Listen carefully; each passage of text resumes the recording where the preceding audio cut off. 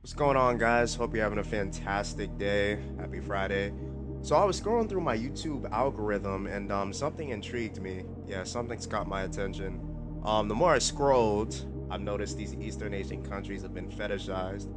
So I wanted to kind of expand on this and give my thoughts.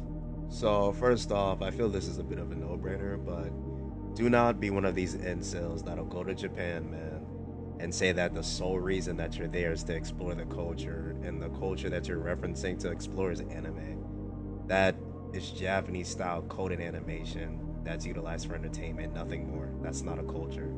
And I get it, right? I mean, anime is pretty damn amazing. You see my guy Saitama here. I'm sure that gives it away, right?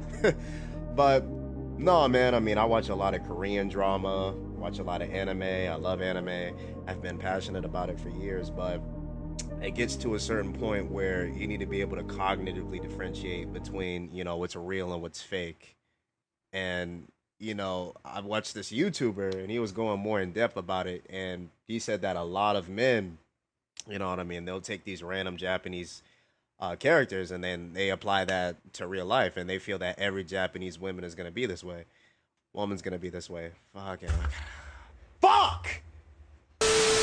So yeah, they take these female anime characters and they immediately get the notion that all Japanese women are going to be this way, they're going to act this way, which in turn makes it terrible on us because, they're in our same community. And not only is this not the case, but those who are not in our community, they begin to generalize us that we're all going to be the same weirdos.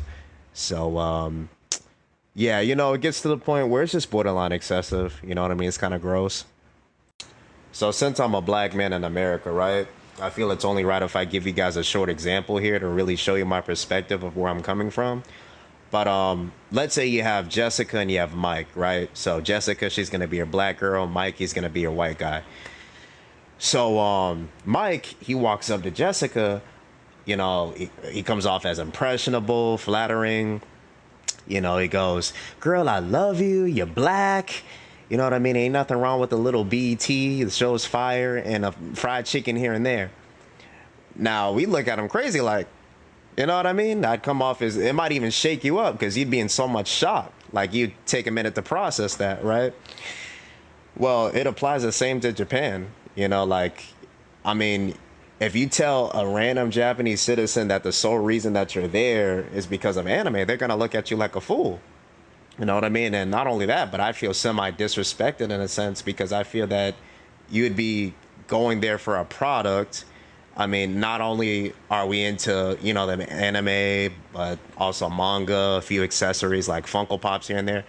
But I feel that hypothetically, I would feel as if you're there for an object rather than my cultural significance. It would be as if you're being dismissive of it and subsiding it, essentially.